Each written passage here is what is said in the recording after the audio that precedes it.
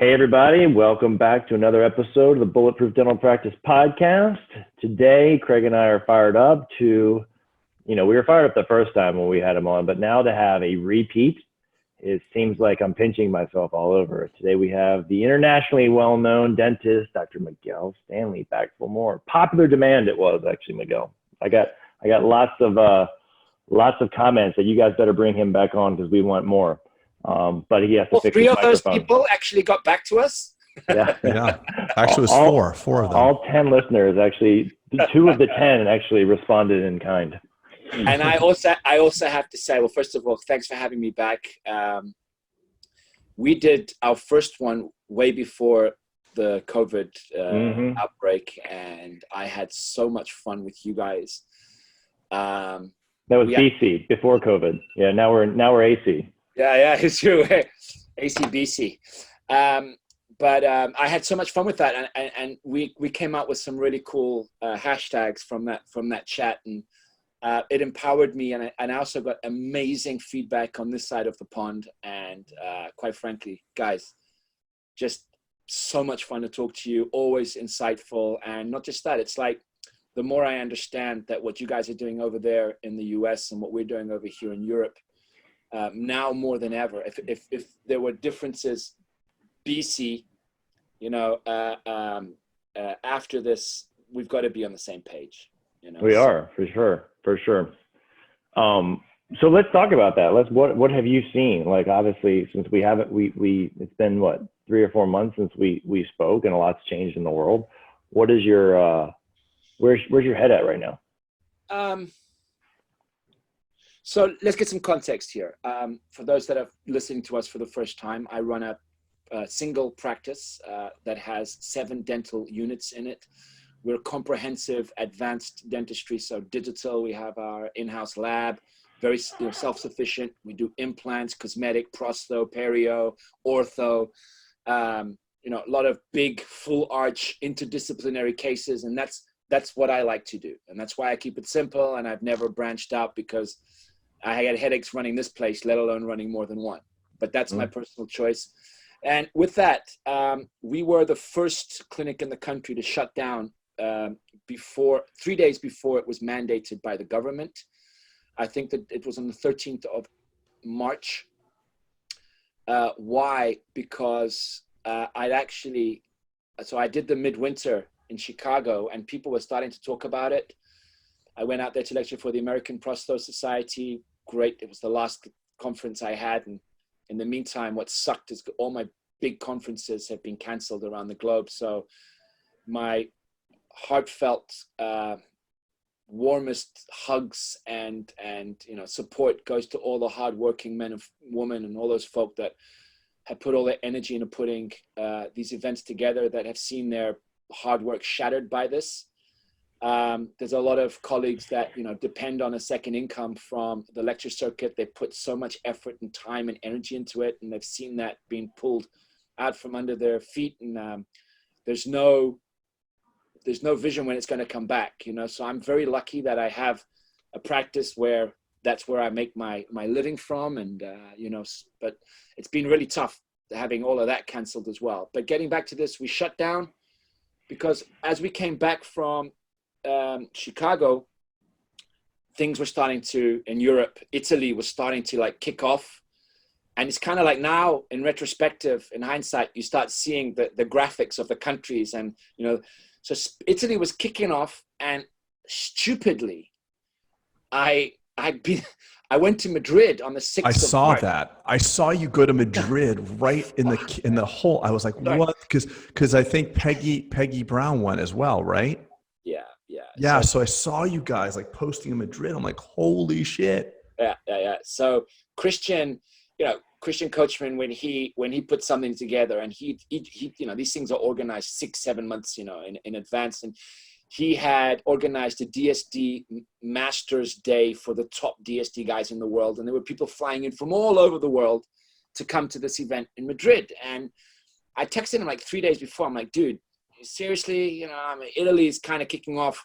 And he's like, no, Madrid's fine. And this shows how little information anybody was getting, right? I mean, and just 3 days before or 4 days before, I was in Chicago at the Midwinter, that huge trade show, you know. So well, that's when our Bulletproof practice was going down, our summit. We sneaked right in there. There we Remember, go. like it was March. What was it? It was February 28th to March 1st. We talked about you stopping by after. I know. But I saw you in Spain. Exactly. I'm like, what? You guys could have gotten a lot of publicity from that meeting. Remember how there was like meetings being publicized? Like there was a biomedical conference in Boston area that was, you know, known to be a hotbed. I heard that meeting that you guys held, I heard that it was Tony Robbins level, man. It was emotional. People were like, that you've changed that. I can't wait to go to one of those. And I really am dying to work with you guys in any capacity. I'll be a water boy just to be, you know, I honestly, I am. I can't wait for travel to open up again. I'm coming to hang out with you. But getting back to this, I flew to Madrid and I wore a mask. It was the first time I'd ever worn a mask at the airport, feeling like an idiot. But my wife, you know, obliged me to do it because we had at the time a 1-month-old baby in the house. Yeah. And I live with my mother-in-law, who's actually, you know, she's got health issues and stuff, but we didn't really know what the hell was going on. And I did this event, hugging everybody, all of that, and I flew back the next day on the 7th. And then we saw Madrid kick off. Oh God, I saw that. And Spain kicked off, and I'm like, holy shit, have I got it? Do I get tested? Don't I get tested? I've already kissed my wife. I've kissed my kids. So what's the point? And then I'm like, you know what? We're quarantining. And that's when we decided to do it. Thankfully, everybody's been okay. Everybody on my team, I had to furlough, you know, about 20 people. Very, very difficult with the governments, with the banks, with the loans. You know, I had a lot of practice owners from all around the world calling me because I posted on the internet saying we're shutting down on my social media. So I got a bunch of guys calling me, why are you doing that, man? You're sending out the wrong message. Tell people to be cool. And I'm like, dude, I don't want to give this. Be cool, man. Be cool. Act like nothing's going on, Miguel. Why? If you don't acknowledge it, it might go away. Like, what are you talking? Just be cool, man. And I was like, dude, man, we have to set the example and play it safe. We don't know how big this shit's going to get, and look how big it did get. And you know, just for the record, a lot of good people have lost, you know, family members and loved ones, and my heart goes out to them. And that's public information, but one of the top perio guys in the world, Giulio Rasperini, who I had the pleasure of doing a webinar with him and the new dean-elect of Harvard Dental School, Will Gianobili, about 2 weeks ago. He lost both his parents, 24 hours apart. Yeah. In Italy, right? Yeah, in Italy, Milan. So I mean, this is real. It's tough. So, but having said that, it's been tough. I've gone through every single emotion, as you know, to the ultimate shutting down my business. You know, hey, this was the post that was the hard one for you to do, right? Yeah, probably. So I remember. So actually, I'll tell you a funny story. And I didn't tell you this, but like you prompted me to kind of do the same thing. I don't know if you used the term, but I did the same. I don't know if you coined this, but you were like, "Look, I want to be part of the solution, not the problem." Did you say that in that post? Like it kind of looked, but probably. Although that sentence is not mine, of course. But yeah, I mean, we have to all stick together. And you know, I know I inspired a lot of people to, you know, because we were one of the first. And I think as leaders, like you guys are as well, we need to set examples, you know. And I think it was the New York Times that had come out with an article saying that we were at the highest risk, you know, because of all the aerosols and stuff. Yeah, now, right. I think we should get into that because I have had webinars with some of the biggest thought leaders in the world on the topic. There's a lot of evidence out.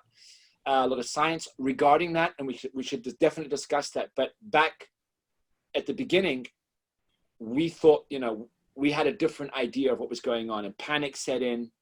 So I think it was the right thing to shut them down at the beginning, you know, just to get information. Mm-hmm. What I thought was very bad on a global level, and again, hindsight's easy, but what I learned, answering your question, is that we've done a shit job protecting our profession. And let me explain why. Yes. From organized dentistry down. Let me explain why.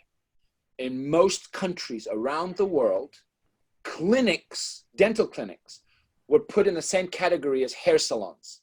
Mm-hmm.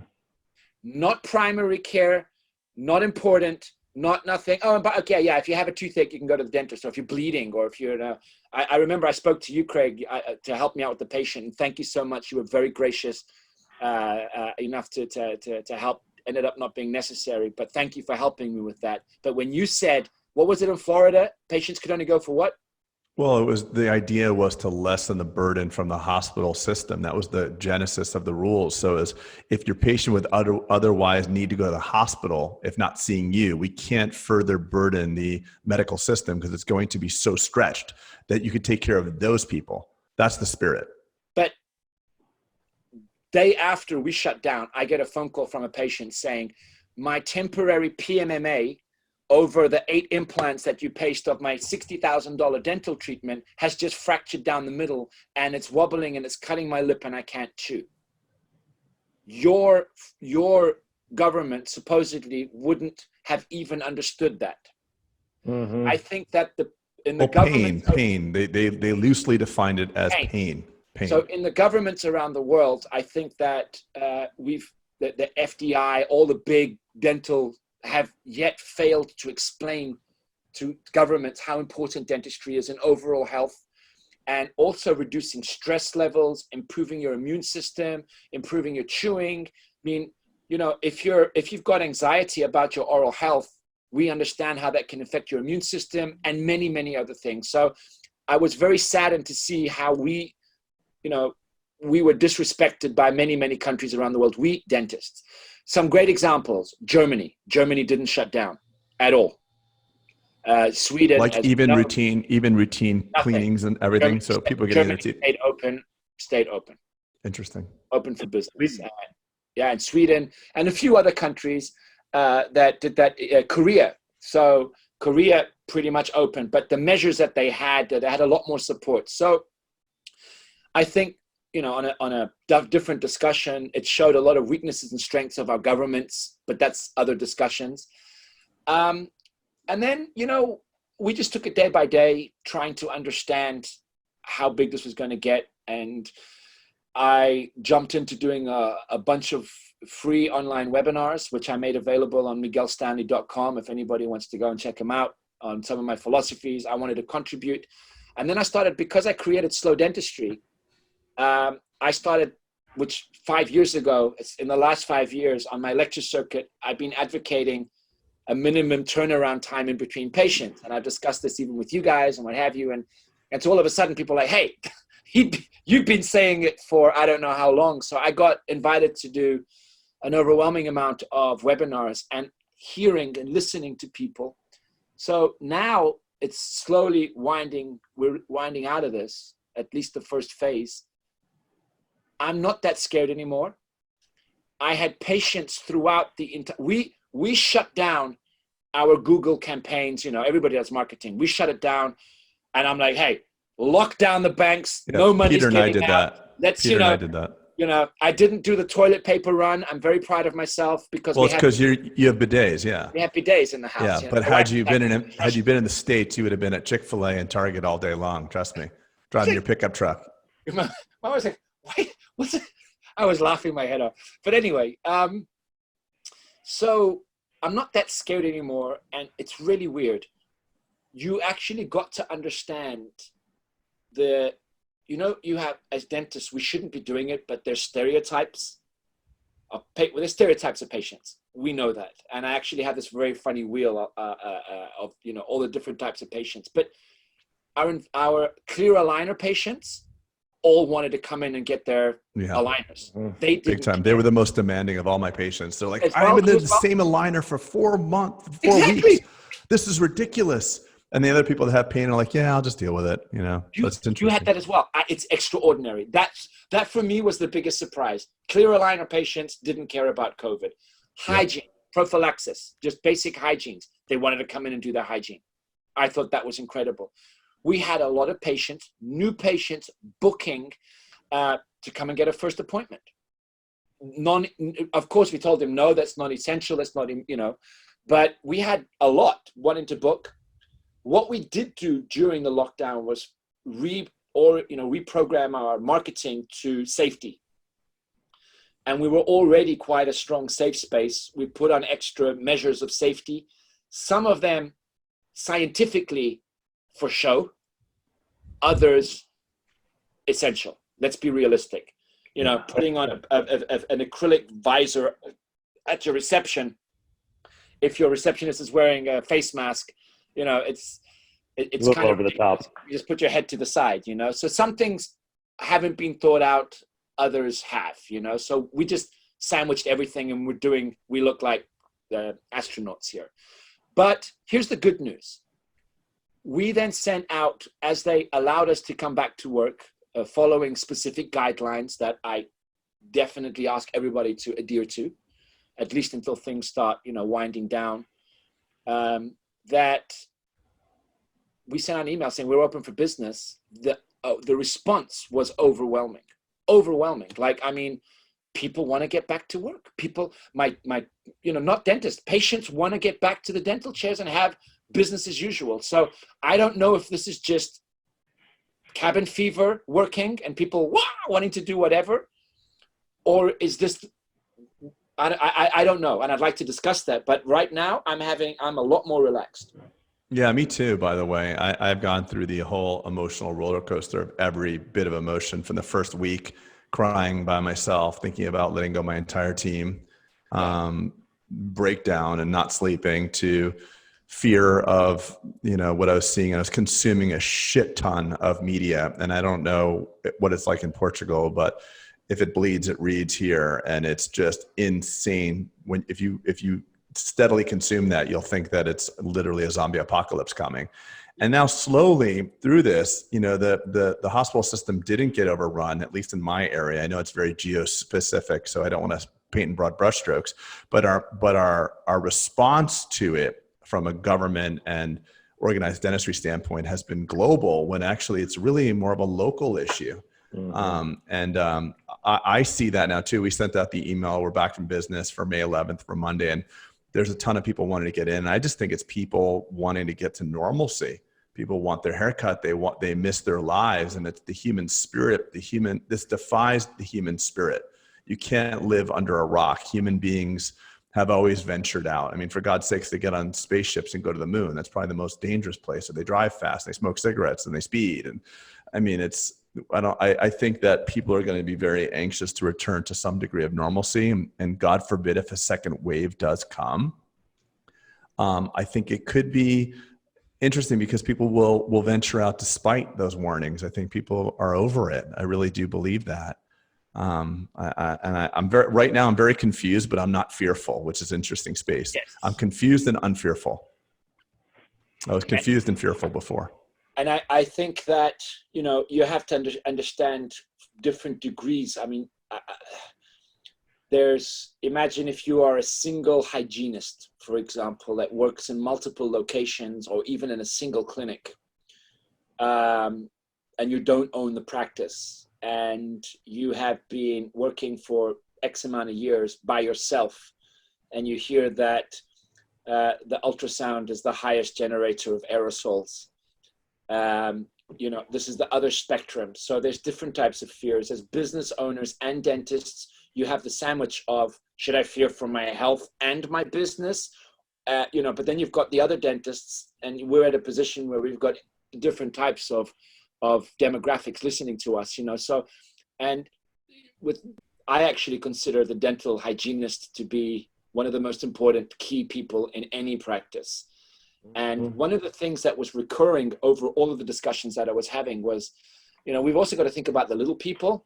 Excuse my language. I mean, the not business owners. I had meetings and everybody's worried about the businesses. And I think that if you can keep the people in your practice, so the people that come and tidy up and do the cleaning, and just the vendors, the people that come and sell you your implants, and all the support folks, the whole ecosystem, the dental assistants, the nurses, the lab people. I spent quite a lot of time talking to those people, and I found that we have a very big ecosystem around, the practice owner or the practice manager or the top surgeons. And I think that the more solid and stable they are emotionally throughout this whole thing, the better we will be as well. It's kind of like we feed off them. And much like, I don't know if like you, Craig, but for the first 3 weeks, I took the brunt of it myself. And I was like, because we're so used to being the decision makers. And when I started sharing my feelings and emotions with the rest of the team from at a human level, talking about my stress, it helped quite a bit. So yeah, me too. I was doing a lot of Zoom. I would do like a live Facebook video every single day. Yeah. And some days were bright and some days were dark, but I shared it all. I had no problem with that. It's true though. It's true. We don't have to keep it all corked up.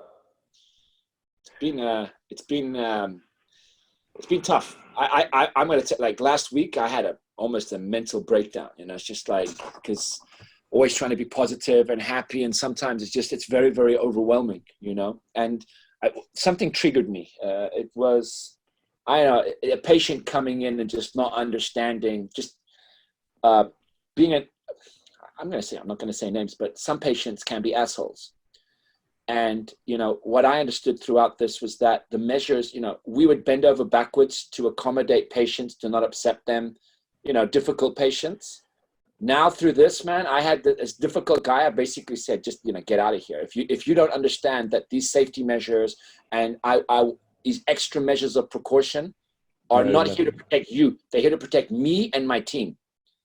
And not just you. And that was something that also I thought was quite important to understand. Let me ask you both something, since you both kind of ascribe to the same methodology of like being vulnerable and sharing tears and all this stuff. And I'm thinking, like, aren't we glad that, like, and that's great. If I'm like countering that leadership with like thinking about coaches and generals, and like if I saw a general cry and be like, I'm really scared about this battle we're about to go in to his troops, what would that do to the troops? So I'm wondering, like, is it empathy, empathetic leadership versus like William Wallace, and where should dentistry go? Because I didn't do the whole I'm scared. I said we got, and maybe my leadership skills are lacking. So I looking up to both of you, and you both were like, hey, I had hard times and I showed my vulnerability and all these things. You got to.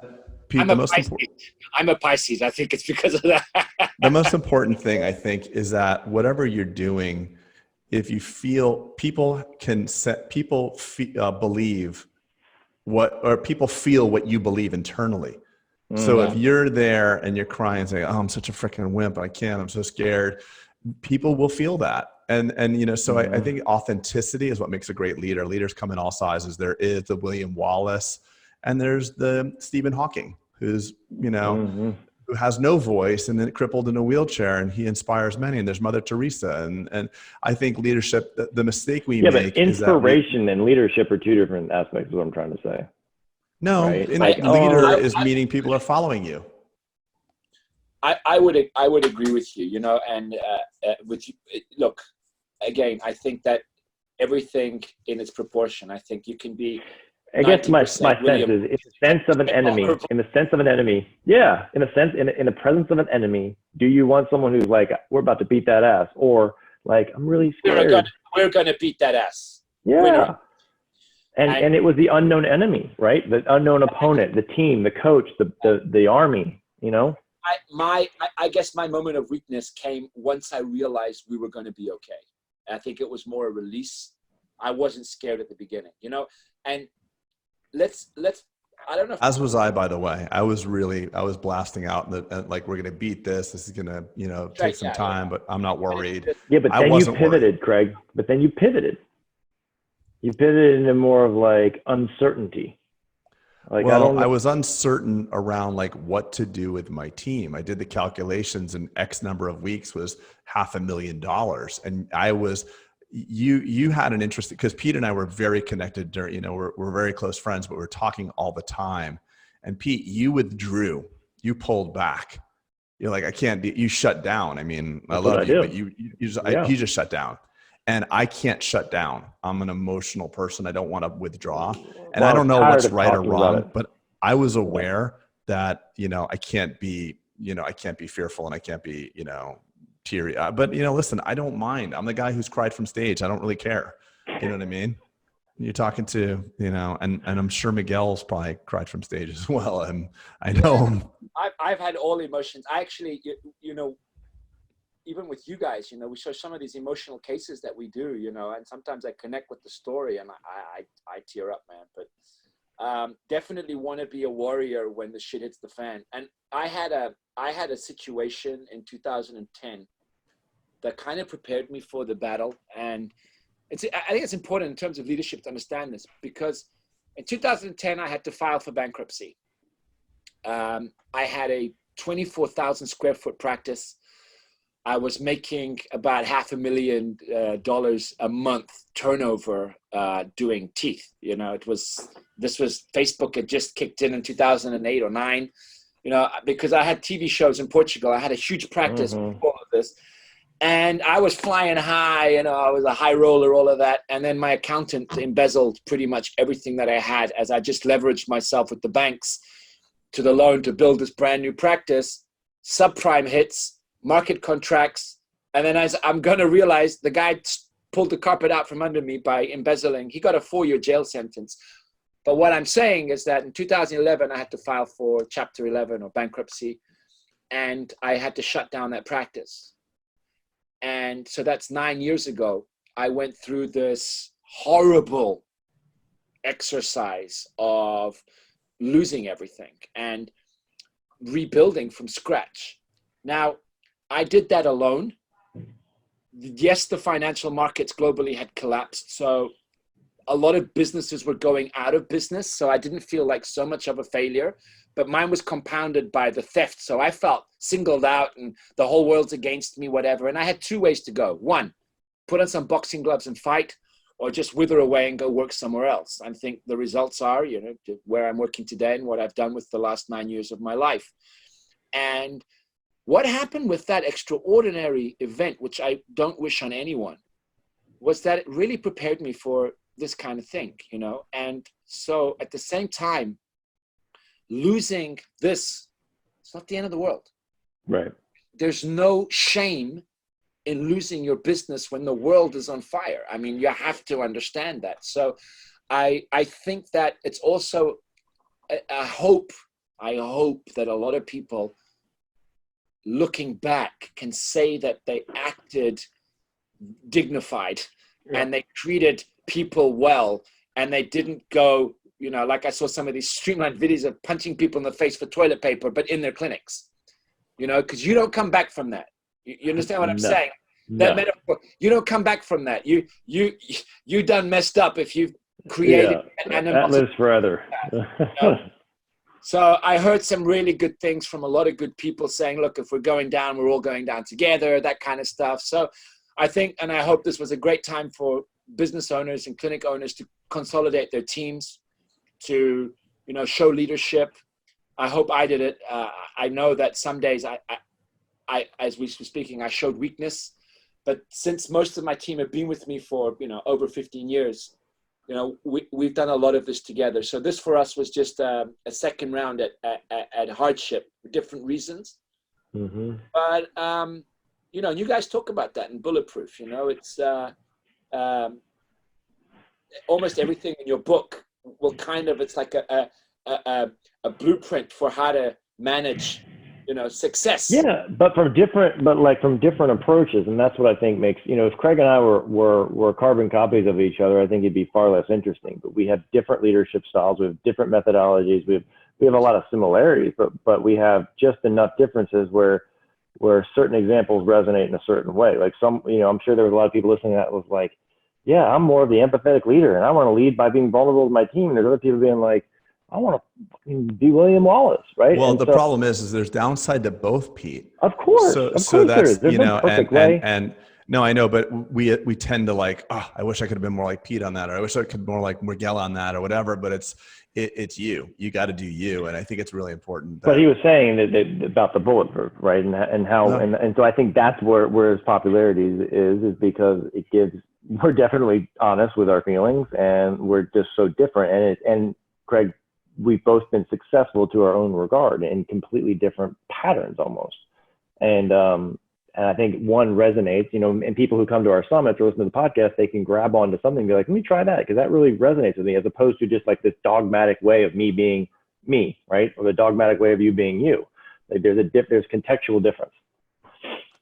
And I think empathy can dilute your leadership. It's a very dangerous thing, because empathy means consensus, hearing people's feeling, and they're, you know, trying to understand everybody's viewpoint. And sometimes that can be a trap. Sometimes people confuse kindness for weakness. Of course, yeah. Or, no. So I think sometimes confuse benevolent dictatorship with democracy. There you go. There you go. There you go. It's a benevolent dictatorship here at work, okay? That's still my way or the highway, you know. So. With a dash of democracy. With a dash of democracy. We care what you think, but at the end of the day, it's my dictatorship. Yeah. Hey, what do you guys want to do? Oh, that sounds interesting. We're not doing that. Thanks for we're gonna do my way. We're doing it my way. What was that one you had? You had the actor, the Iron Man guy. Robert Downey Jr. Robert Downey Jr. It's like you see him driving a car, and it's like, when anybody, you know, when you ever disagree with somebody, just say yes and do whatever the fuck you were going to do anyway. Yeah, it's actually pretty good advice. Craig, we need to get him on the podcast. Can you make that happen? Miguel, you probably know him. Like, and you get him on the podcast. Yeah, you look a little like him. You remind me of him. You do look, Robbie. Yeah. You're much taller than him, though. Yeah. Where's my son? Oh, I definitely am taller than him. But when I lived in LA for a while, this 10 years ago, I was a lot younger then, and I had more hair. You're the Portuguese Tony Stark. And I was sitting in the back of Antonio Stark. Is that what it is? I had my goatee, and I was sitting in the back of a car in LA traffic, and the car was a Rolls Royce. Don't ask why. And I'm sitting in the back of this car, and the window's down, and I'm in traffic, and I swear to God, I was like, I'm not Robert Downey Jr. But what's funny is listening to Miguel downplay the random occurrence that he was in the back seat of a Rolls Royce. Yeah, it was very random. I was being chauffeured in a Rolls Royce. Hey, it added to the story, you know. Hey, right. If you're ever gonna pretend to be Tony Stark, you want to. I think it was a daily event. Exactly. So, guys, I wanted to ask you, what did you guys change in your practices to get ready for after lockdown? It was very similar. I think the messaging, you know, I am like you. I'm very in tune to the marketing, and immediately we dropped our ads and pivoted to doing nothing for a while, because when there was no light at the end of the tunnel, I said, look, I'm not going to add noise where there doesn't need to be any noise. I don't want to just be like, hey, we're here just when this is over. So I just kind of went dark on people. And then when we finally started seeing indications of Georgia opening, you know, in my state, and Miguel, to give you some idea, Georgia was pretty much one of the first states that started reopening, almost to its, you know, everyone was like, oh, you idiots, it's going to be horrible. You're all going to die.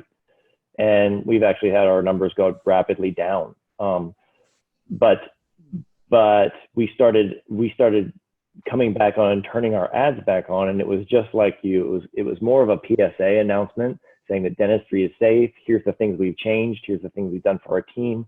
So it was just as much creating, and I created a video around this. So as much as creating a video from the team safety as well as the patient safety, and then wrapping that in. And some things, like you mentioned, some things are just for looks and marketing, and I totally agree with you. There's no sound, you know, but perception is reality to patients. And so we are still probably only doing that. So I'm doing COVID style marketing, if I can coin that, based on safety and availability, and letting people know we're here. But and the appointment times are going to take a little longer, kind of like the slow dentistry model, right? And that's really all that's changed. And we hope to get back to normal, but I don't think it'll ever look exactly like it did pre-COVID. I think there'll be some slight changes. I don't think they'll be as draconian as they are right now, but there will be some changes that persist, probably for the betterment of the profession. I agree. And, bringing in the slow dentistry, anybody who wants to download what I'm about to mention can just go to slowdentistry.com, go to the news section. So on the news segment, and 1 week into the COVID outbreak, two things happened. I published an article. So if you go to miguelstanley.com or to slowdentistry.com to the news segment, it came out on the International Dental Tribune about the slow dentistry and, of course, the COVID relationship. And that was translated into 8 languages around the world. No way. Yeah. It was pretty well received. But what we did was we wrote 10 steps to fight cross-contamination in the dental practice. And we came out with that. And it's basically, you can download it for free at slowdentistry.com. And I'm happy to send that to you, the link, and you can put it wherever. But I'll go through them very quickly. So 1, of course, regularly clean the floors using the products. And if you think about it, hey, we've been doing that always, right? And also from top down. So high surfaces first, low surfaces second. Then disinfecting UPS packages. So at the second day of lockdown, I had to come to the practice to pick up some things by myself, mask, the whole thing. UPS guy walks through the door, no mask, no goggles, no gloves. Hey, how you doing? Pulls out his filthy little thing and says, Sign this.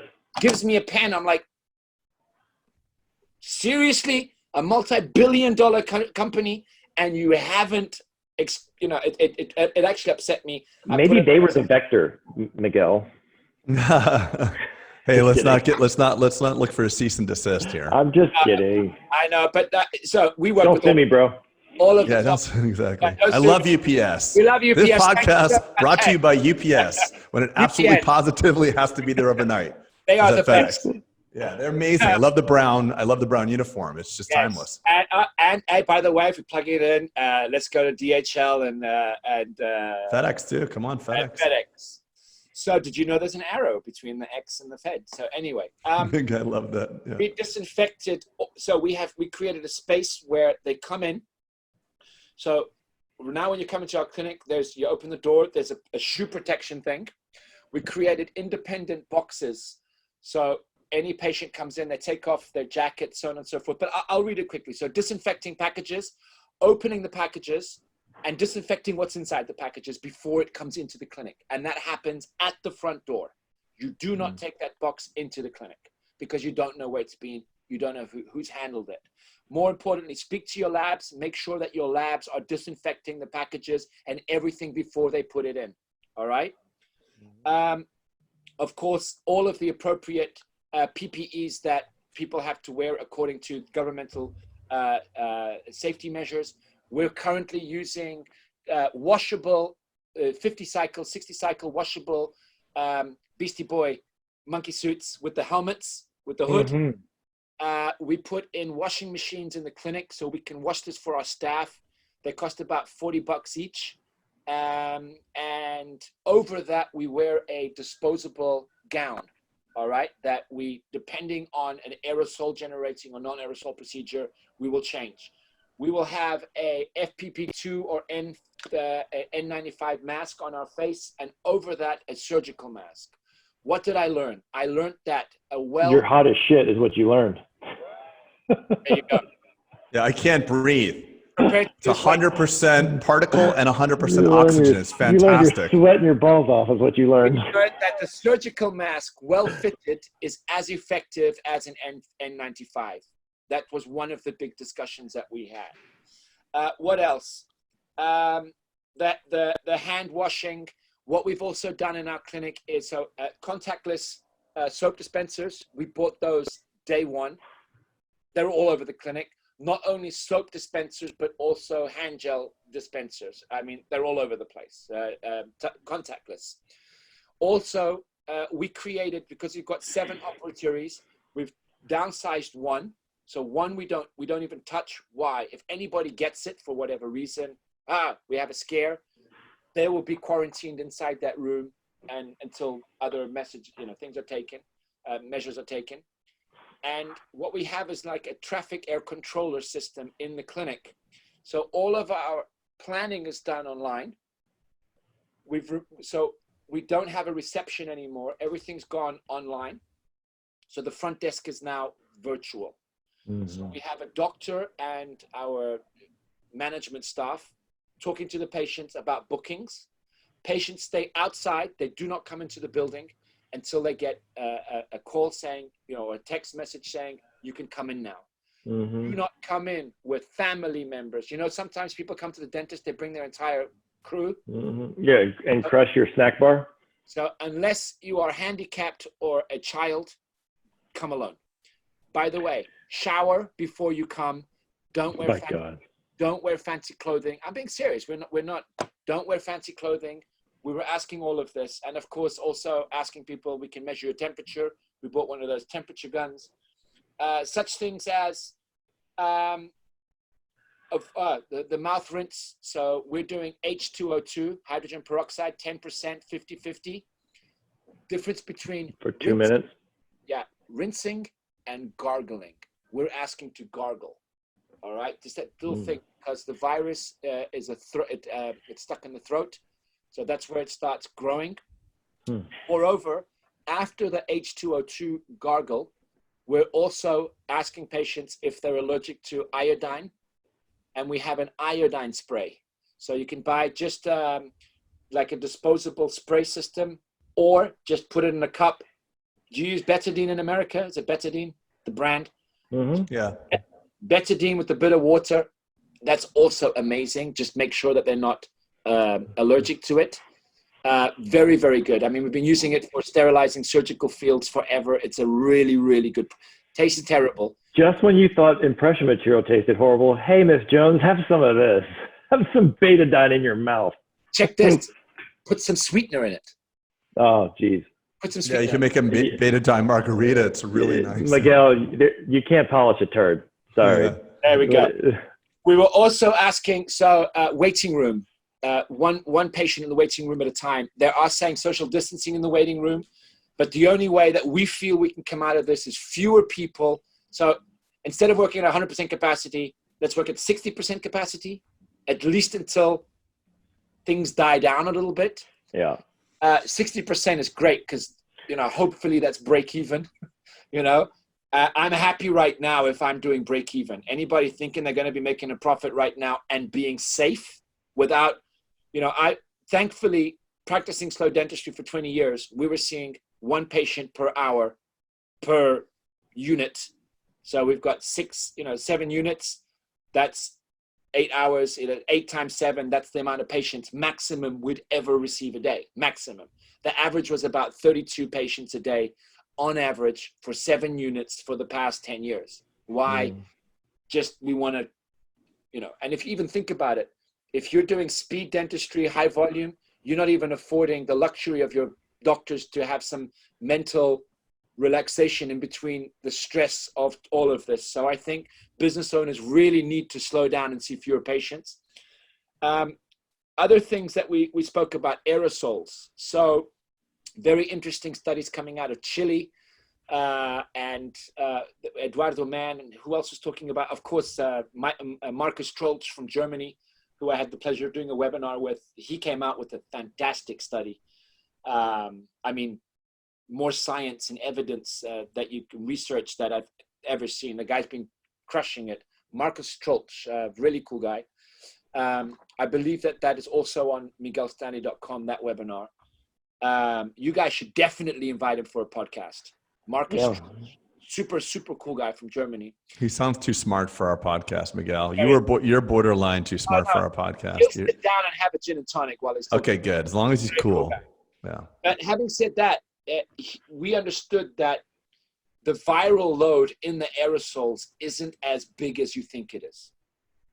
You understand? So yes, aerosols get in the air, but is the viral load in the aerosols as high as you would expect it to be? Of course, on a person that's COVID active, it's not a good idea, but you shouldn't be treating people with COVID active, So if somebody's coughing or, got a fever, send them home. Don't even allow them to the practice, right? But I think the consensus of this roundtable that Christian Coachman put together with some of the thought leaders in the world, you'll be seeing this coming out. It was Contamination, Infection Control Roundtable. He put his network out and got a bunch of really smart people together, and including Marcus Blatz from Penn and Penn University and a bunch of other guys. And pretty much one of the consensuses was that the aerosols obviously are an issue, but how to reduce that is by having a second pair of hands. So coming back to the hygienists, most hygienists don't work with a second pair of hands. And I understand that for the business owner, that boosts the costs.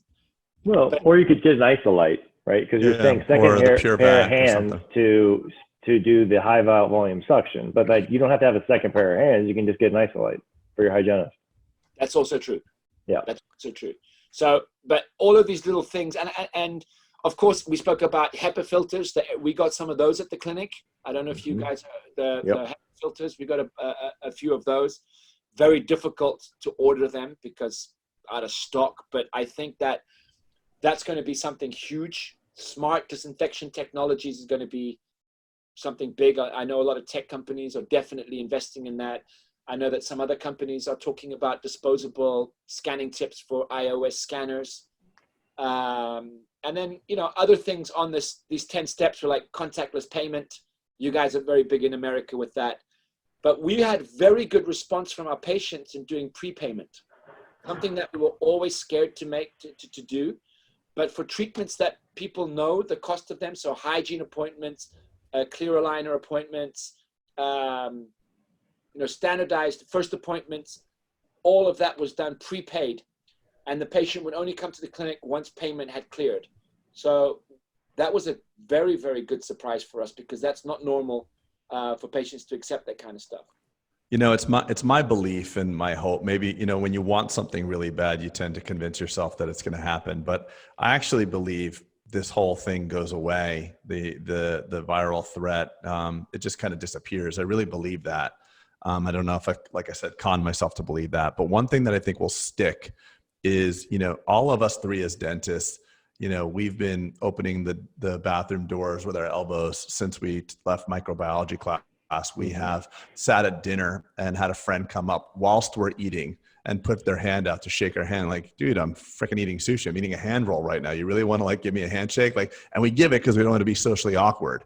But we've had the blessing or the curse of knowing microbiology forever. We've known about this. We've been very conscious of grabbing things with our hands. The consumer just got all this, quickly over the last 8 weeks. And really, I think there's going to be a halo effect on the practices that are modern. And you said 50-50 on science and advertising.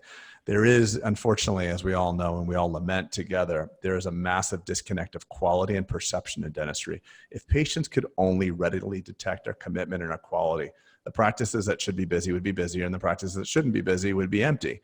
But patients don't have that skill.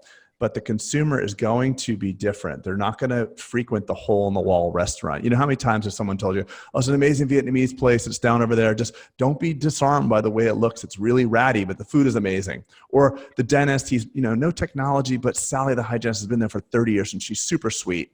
And you walk in there, it's looks like the fucking Brady Bunch. And the shag carpet's really comfortable.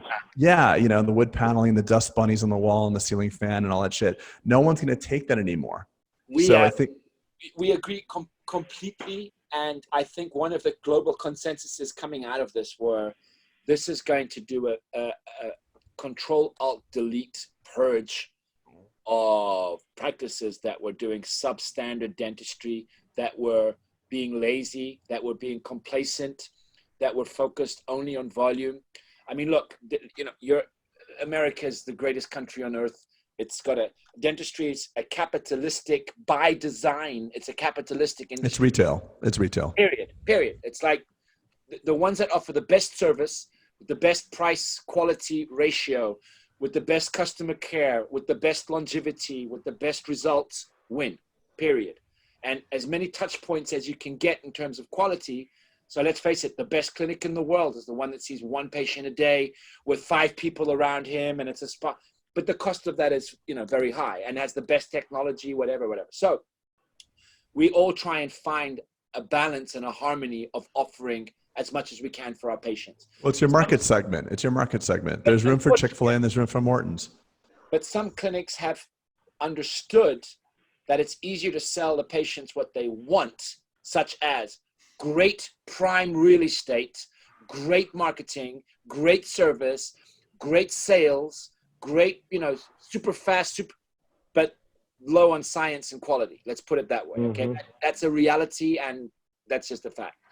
Now, I think what's going to happen is that, and I've seen this in the last 3 days, I've had 10 patients in the last 3 days book appointments for the next weeks that, let's say, stopped coming to me to go to cheaper practices. That, let's say, they were my clients, started going to cheaper practices to do their hygiene and maintenance and blah, blah, blah. And they've now come back. And of course, my team are like, well, why are you coming back? I know you guys are safer. Yep, I see that too. We're seeing that too. We're seeing a halo effect of our perceived safety. We actually are safer, all of us. We've invested greatly in what we're doing, and from air filtration and all the other stuff. Then we're all fogging our offices. We're doing it at the forefront, but I think the separation is going to be greater. There's going to be a greater differentiator in this regard. And I think it's going to be great. Overall, it's going to be great for dentistry. I think that... Well, in America, it'll be great because everybody's flush with cash. We've been sitting on our asses getting checks for a while. So there's going to be at least a temporary fuel to the economy. We've thrown a lot of gas in this fire. Long term, that's a whole other conversation. But for now, I think people are going to be flush. Explain you've been getting cash, because we haven't. Well, so in our state, as a small example, Florida has the dubious honor of one of the lowest unemployment rates. Lowest unemployment amounts given to unemployed people. So it's typically $275 per week. Whoa. You mean you haven't heard about any of the money stimulus that's going to go? You're going real granular, No, I heard about the $2 trillion package that was signed. Yeah. So essentially that gave people money just to, like stipends, and bolstered their unemployment. And it gave business owners a thing called the PPP, the Payroll Protection Program.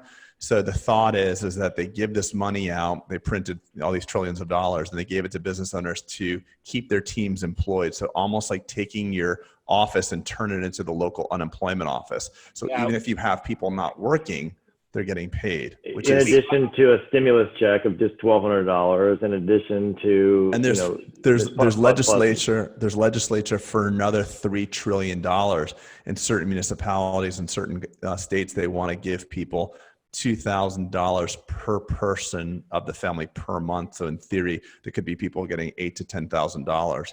And what it really did was, during the unemployed time, most Americans and small businesses were making more by staying home than by going to work. So it disincentivized people coming back to work. So the Yang Gang was right. Yeah. Universal basic economy for sure. And Bernie got to drop out because Bernie's like, look, my platform has already been initiated by the U.S. government. I don't need to be president anymore. Everybody's going to get free stuff. And we got offered specific bank loans, mostly in Europe. So we have a socialistic government here, which I don't like very much. But so we had to furlough our staff and still pay them 33% of their salaries. So how do you survive that? Okay, well, that's what we have to get into. The company burnt through all of its equity, all of it. And that wasn't just here, that was in most European countries. And then we were granted... Couldn't you have let them go, Miguel, without having to pay? No, it would have been illegal. The condition of the furlough, it was called layoff, and it was illegal during the layoff to fire them. And so you sent all of them home, and they'd have to go all home, and you could keep one or two off if you didn't, but you'd have to pay them their full salary. And that was 33% of their salary. So that's a lot of money still, without any governmental support. That was the governmental support. Moreover, rents so for March, taxes, rent, everything had to be paid in full. We had no forgiven of taxes. So we'll still have to pay everything down the line. Moreover, business owners, if you were a co-owner of your business and you got a salary from your business, dividends or whatever, you would get no support from the government whatsoever. So there was a little revolution from small business owners like myself and so on and so forth. And they were like, okay, well, you know what? We'll make access to loans very easy, but we'll lend you the money at 1.5%. Okay, it's good. It's a good, But guess what? When the banks went bankrupt 10 years ago, we gave that money for them for free. But now we'll lend you the money at 1.5%. We applied for that a month and a half ago, still haven't seen a penny. Cue the Bitcoin conversation in 3 minutes, people. Cue the Bitcoin conversation in 3 minutes. Not going to say anything, Craig. No, I know. I'm just messing around. But so that 1.5% loan, Miguel, what's the payment schedule, the amortization of that? How long do you have to pay that back? Honestly, it can't be clear, but I think, we want to do that in under 5 years, but I could. Yeah. So for us, the payroll protection program is a 1%, which is very generous, but we have a 24-month repayment. So I think the real wave of business failure, unfortunately, is yet to be seen. I think a lot of businesses, but again, I look at industries like the hotel business, like the lecture business, the concert business, the restaurant business that require people traveling, or those guys are going to suffer, man. Yeah. Well, we don't know, Miguel. There could be something that comes out. Like, I'm very perplexed right now about why there's certain areas that are being so hard hit. I mean, I'm sure we could take this into another podcast, but as a small example, my state is the third most populous state in the country of 21.4 million people. And we were acting like complete jackasses as a state. We were partying in March and the bars were packed. And I was texting my friend, his neurosurgeon in Rome, and I was showing him videos of my city in like mid to late March. And he's like, oh shit, you guys are going to be in deep, deep crap. And now we rank 32 as far as caseload. So we're third most populous, but 32. And then there's something here that could it be pollution, in these urban environments? Could it be the latitude? Could it be vitamin D? There's a lot of really interesting evidence about vitamin D and respiratory infections, and the African-American community, at least in our country, is being hit incredibly hard. And we know that African-Americans, due to the melanin that they have in their skin, block a lot of the synthesis of vitamin D. So I'm so confused right now, but all the models are being flipped on their head. So, well, we've been taking high doses of my family, my wife, my kids. Yeah, you put me on that proponent. I wound up taking that crap, the beehive stuff that you told me to do. I was taking all that. Yeah, and propolis and moreover. Propolis, yeah.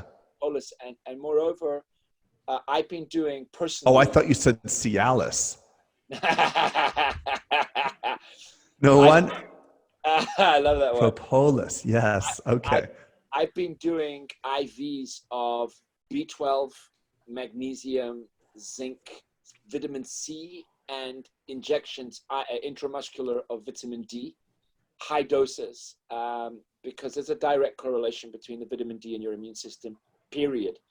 And there's more than enough evidence to prove that. And you're completely right. Vitamin D, what's interesting, by the way? What's very interesting, by the way, is that we have a very unhealthy population, unfortunately, in the States. I can't speak to Portugal, but we are amongst the fattest and unhealthiest nation in the world, unfortunately. And we also have a climate where, when you talk to someone about their weight or something about that, there's like shame. So like fat shaming, and everybody's entitled to do what they want. And, the major debilitating diseases that take out hundreds of thousands of people kind of creep up on us very slowly. They walk towards us, 1 minute per day type of, they approach us slowly. And then COVID comes around, and at least the data that I'm reading is that most of the people that suffer disproportionately from it have at least one comorbidity. So now you have basically a crisis that has been a crisis for, decades of us getting fatter and unhealthier. But now COVID puts a bow on that and makes it very palpable. And I'm concerned that the government would have such an amazing opportunity right now. Like, hey, pandemics can be part of our new future. So now more than ever, get in shape, stop smoking, exercise. And no one's beating that drum right now. With the lobby politics that you guys have. Insensitive. It's insensitive. It's offensive. It's offensive to tell a smoker not to smoke. Someone will get butthurt about that. Yeah, that's true. I think that's, and you don't have to say, because I'm from Europe, so they can't do nothing. But the amount of sugar you guys put in the foods, and it's just. Oh my good God, man. But if you're going to go into this, our Constitution is very clearly written, and what's being done in this country is really kind of would not hold up in Supreme Court. You can't arrest someone in this country for going outside, and we have people getting that happening to them.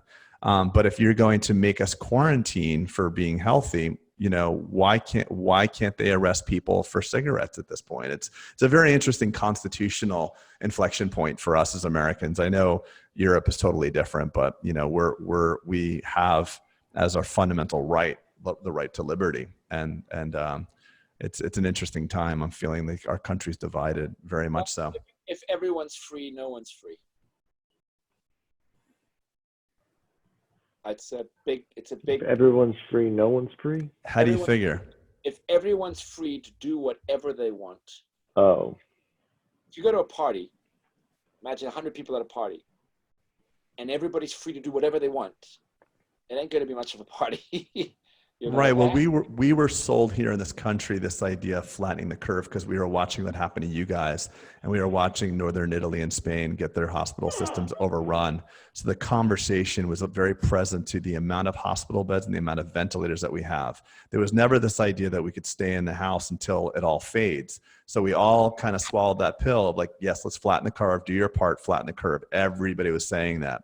And then slowly and incipiently, the dialogue has changed now. It is no longer safe to go out until all this danger passes. And it's just a very interesting, I don't know when that changed, but we were all very aware of the flattening of the curve.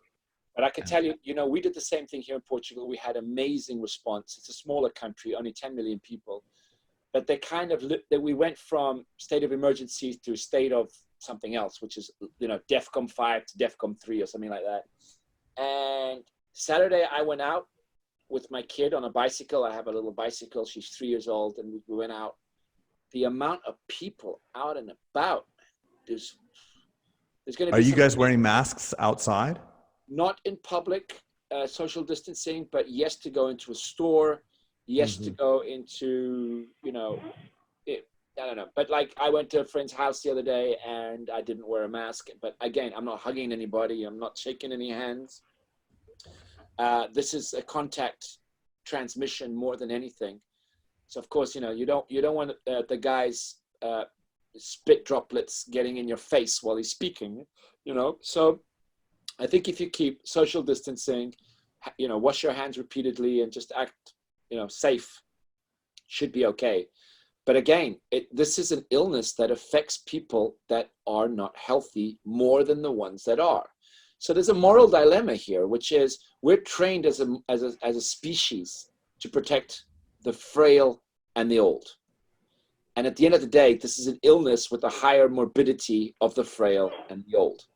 Mm-hmm. And you start hearing, I watch the American news, and you've got, your Republicans down south saying, I'd rather die than shut down the economy. And I can understand that. I really can. There's morbidity associated with financial ruin. I'm not condoning it. I'm not saying it's right. I actually think the flattening of the curve is good. But now that the hospitals and the ventilators and all of that, we know more about it, is stabilizing.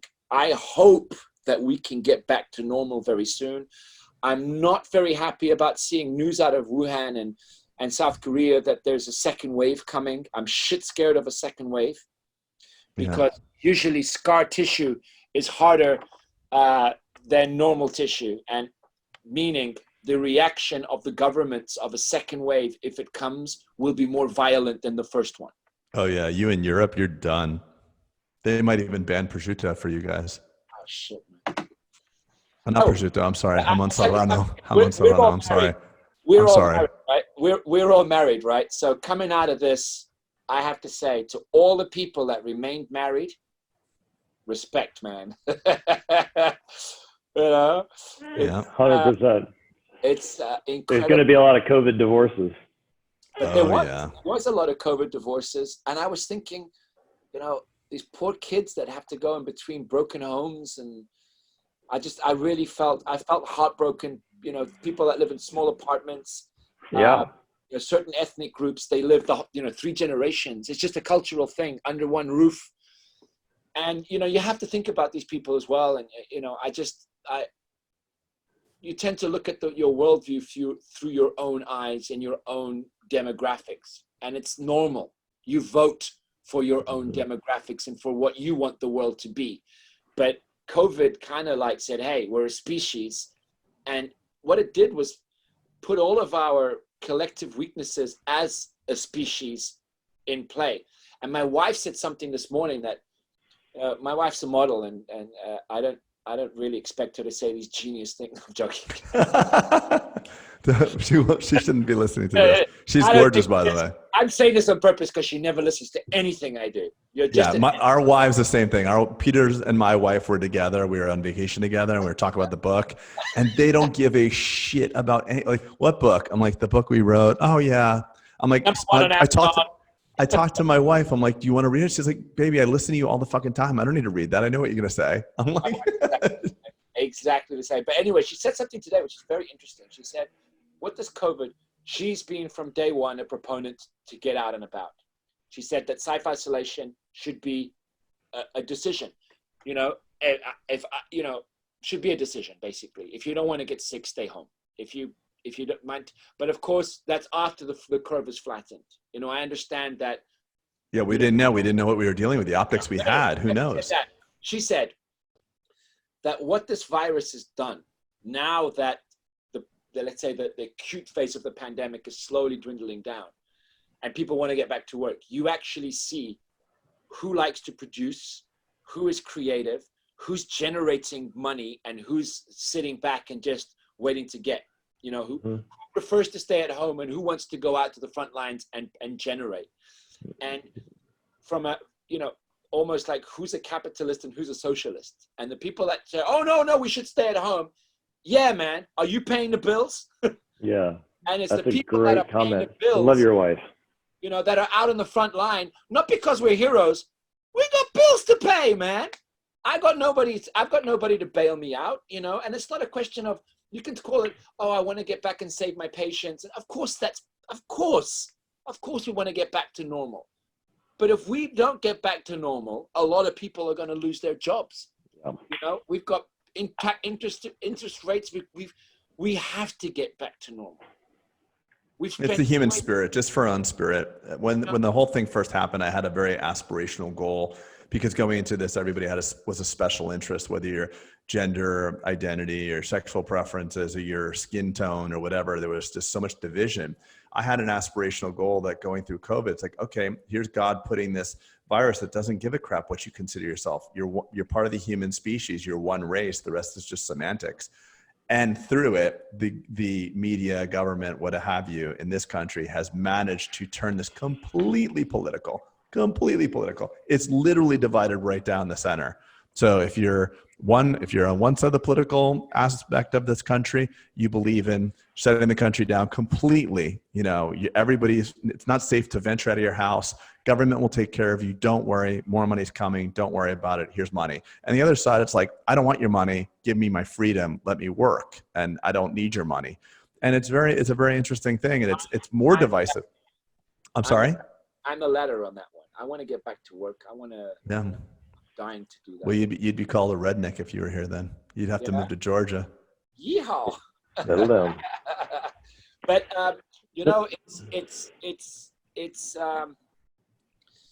it's scary. It's been an incredible journey to go through this as a species. I think I hope, I'm saddened to see the politicizing of this, and you start thinking about refugees. I mean, everybody, I don't know if you know, but you're protected by this huge oceans, but all of the wars that happened in the Middle East, the displacement of refugees from Syria and Afghanistan has been huge. And, there's a lot of pushback from Western, Northern European countries saying, we don't want this here, and then you start. I didn't realize that, but that makes sense. And you start thinking, hang on, if I live in a place where there's a COVID outbreak that is not fit, I want to go to a place where there's no COVID outbreak. Of course. I would be the person to do that, right? With my family, like tomorrow, New Zealand or something, but, I think that, I don't know, this is put a mirror against humanity. you know, and I hope that a lot of people are doing some introspection and understanding. And I just hope, I mean, we've really messed up our planet with politics and war and bullshit and stuff. And, you know, if you think about it, look at how the planet has healed itself, the ozone layers, the pollution levels, all of that gone down, dolphins in the canals of Venice. I saw that. And you start seeing that probably 1/3 of the global economy is irrelevant. Whatever it produced is irrelevant. You don't need it. You understand? And thankfully, as dentists, this is a dental podcast, dentistry is safe. Everybody's going to need us, you know? So that's a great thing. And by the way, all the people that you've been watching and recommending work, you have such a great verbiage for, you know, let's take care of this problem. Well, you know, it's really not bothering me. Yes, but what about the last pandemic? Remember that way back in 2020? Oh yeah, at any given moment you could be confined to your house and you'll have to deal with pain. So this is about take care of this while you have the opportunity to take care of it, because things can happen. Pandemics, wars, things, you can get sick. Nothing worse than being sick or having some disease process and your teeth freaking hurt you. I mean, take care of it while you have the opportunity to take care of it. And I do hope, one thing that I put out there is that companies, dental companies, should get together and create a fund. And I've mentioned this to CEOs of companies. Instead of fighting each other, create a fund. Put 1% of your marketing budget in this fund. And market the importance of dentistry to humanity. I wish. Not just the importance of dentistry, but how it should be done properly. Nobody's done that. And I think that that's something that I would love to see happen. It would be beneficial for everybody, you know? And well, I mean, it's the direct-to-consumer marketing. It's why Invisalign had such market advantage and why Smile Direct Club took off. No, we were always left, you know, Straumann is a wonderful implant company, but I'll pick on them. They have a premium implant that they were the leaders. And I was like, but we had to do the heavy lifting early on. We had to tell people, the reason why I can't do your implant for that price down the street is because we're using blank, blank, blank. But I mean, if the dental agencies or American Dental Association would do, I mean, the only email, I always say this to Pete, the only email I get from the ADA is how to save money on like Hertz rental cars. And like, I don't need you to be my fucking travel agent, ADA. I need you to stand up for us. You need to protect us. And we don't have that. So I think, you know, if this provides the impetus to shake up the industry and recognize that we need protection. I mean, for God's sakes, we have people doing dentistry without a license on a national level and no one cares. I mean, if I move people's teeth and hurt them, I'm going to lose my license. And for companies to be doing things that are outside the purview of dentistry, multiple companies now, and them not to be held liable, it's really disturbing. And something that is also, you know, as dentists, you know, we're pretty much in the same age group. I graduated with the ultimate fear of catching HIV/AIDS in the chair. So we were the first, we were the first medical professionals to always use gloves, masks, and protective eyewear. We've been doing it for 30 years. We were the first ones to do it. So now with all of these extra layers of PPE, I started thinking early on in this discussion, the one ubiquitous, cheap, affordable mechanism, PPE, to stop you contracting HIV was the condom. And yet still the epidemiology of the usage of the condom currently is lower than you would expect it. There's actually studies out there that show that. So you would die from contracting HIV back, 20 years ago, and it's a life-threatening illness today, yet young consensual adults still don't use it. Sexually transmitted disease are at an all-time high in many, many countries around the world, and it's something so easy to use. How the hell are we going to win this moving forward with all of these layers of protection? And I'll give you another example in dentistry, the rubber dam. No one uses a rubber dam to do root canals or restorative around the world. Why? Because it takes a little bit of extra time. That's why we've been advocating this as slow dentistry for such a long time. It doesn't cost any money. It just takes a little bit of extra time. And if we failed at the condom and at the rubber dam, understand my analogy, I really think that all of this craziness and all of this legislation goes against our human nature as a species, which is to be lazy as hell. Oh, of course, man. Of course. Human. I mean, have you read the book Sapiens, by the way? Yeah. We are the virus. We've screwed up everything in this entire planet. But like the condom, PPE will be worn the same way. It'll be worn for the beginning and then stripped off halfway through, because you'll be so, so people are going to treat their condoms and their PPE the same way. They're going to walk out with their N95 mask and their face shield, and then they're going to be hot as hell, and they're going to be running behind. I'm talking about weeks to come, and it's all going to go by the wayside. I really do believe that. I agree 100%. And here's what I'm going to just put out there, and we can discuss this at another time. But I am hoping that my wife doesn't like that I have this idea, and she hates it when I put ideas out into the universe.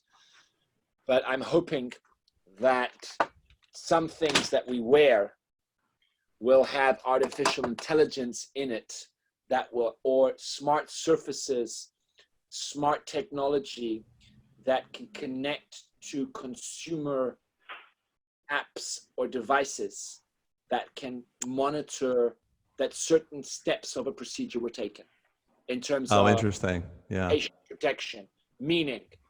Well, you need a smart condom too. That way people could be like, hey, I got pregnant. No, look at the app. It was very clear that the condom was on. In terms of litigation, insurance companies, medical fraud, medical negligence, so on and so forth, nobody wants to be controlled.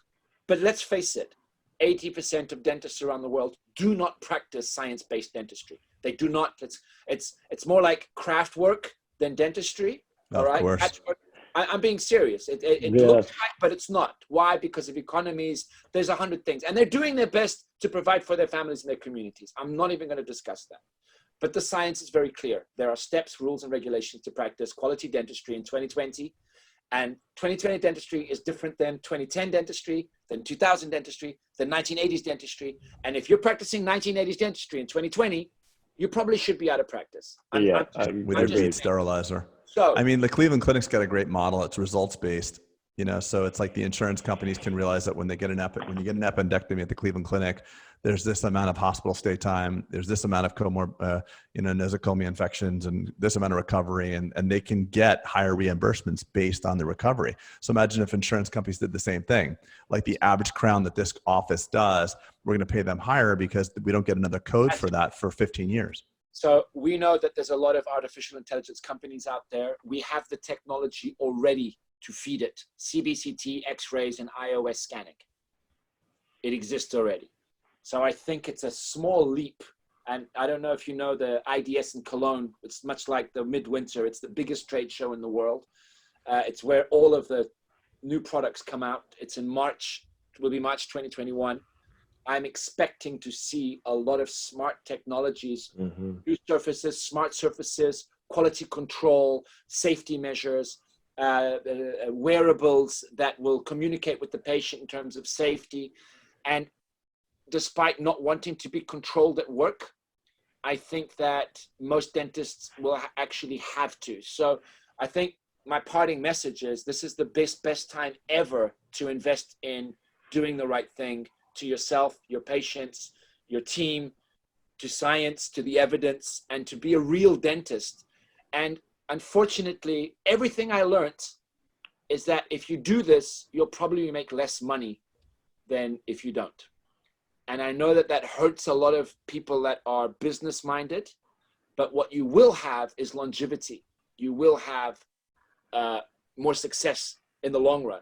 Do you understand? Yes. Trade your short-term greed for long-term greed. Get rich slowly. You will be the leader in your community. And when the next crisis comes, you'll still be in business and still be in business and still be in business. And that's, I guess, what I'd like to impart in everybody, that, it's not about how to survive the next 6 months or year, but we're all young enough to think this is going to happen again. Hopefully it doesn't. But how are we going to prepare for the next 20 years? And it's definitely not with making mistakes of the past 20 years. It's by improving everything. And I think, unlike the past 20 years, artificial intelligence is going to be a big part of dentistry. 100%. And it will definitely oversee quality, and it will be patient-centric. Make no mistake. I believe that too. Yeah. augmented reality, VR, AI, big learning, it's all going to have its overlay into the industry for sure, for the benefit of the patient and to the increase of the clinical acumen of the provider. It's all coming, guys. Now, that's awesome. Again, we've had the longest a very long chat. I love this, man. Can we do this on a regular basis? We should. Well, we can. We don't even have to record it. We could just talk. I absolutely love it. You guys look fantastic. My wife is making ribs. I'm gonna go home. Nice. Portuguese ribs, or like a more like barbecue. We go as American as possible, but we use acorn-fed black pork. Pata negra, right? Pata negra, which is it's a fattier pork, so the pig is only eating acorn. Yeah. Really? Yeah. It's so good. Pata negra is so good. No. We're talking. It's amazing. Level. Peter, wait. Yeah. Oh yeah, pata negra, jamon serrano. Oh, so good. See, Miguel and I actually, Peter looks at food like fuel. He does not derive any pleasure from it. So whenever we're traveling, remember when we were in Canada? Miguel and I are in Canada and we're like at some reception, there's a buffet line. I'm like, dude, I hate to say this, but can we get the hell out of here? And like, there's a sushi restaurant. And like, you would have thought that like there was a wait at the sushi restaurant that wouldn't let us in. And I said, listen, can I get like, a magnum of Desai 15? And they brought it to like, we're sitting like where the coat check is. And we just got hammered, drank a magnum of like sake. And you would have thought we won the lottery like that, because food means so much to Miguel and I. Remember how good that was? That was insane. That was an amazing evening. It was so much fun. I can't wait to go out to a restaurant again. And listen, guys, thank you for keeping the energy positive and being an inspiration. You're my favorite people to talk to, in the US about anything, and globally. It's always fun. Only Christian, who's been doing his Coffee with Coachman. I don't know if you've been following that. Has been doing such an amazing job as well. And I love Christian. We got to get Christian back on the podcast. Love him. And, I just wanted to say that, the world needs thought leaders like you guys, upbeat, positive, real deal. I'm really, really appreciative of having me on again. No, we would say the same back to you, bud. You're a good beacon of leadership for the industry. Absolutely. Right, you know what? When all this madness and we can travel again, can we do this on stage, perhaps? Yes, we're going to do the European tour. We're going to be the European tour. Bulletproof and slow dentistry. How about that? Brother. I love it. Yeah. All right, man. Enjoy those ribs. Thanks, my brothers. Thank you. Take care of your families. Bye-bye. Take care. See you guys.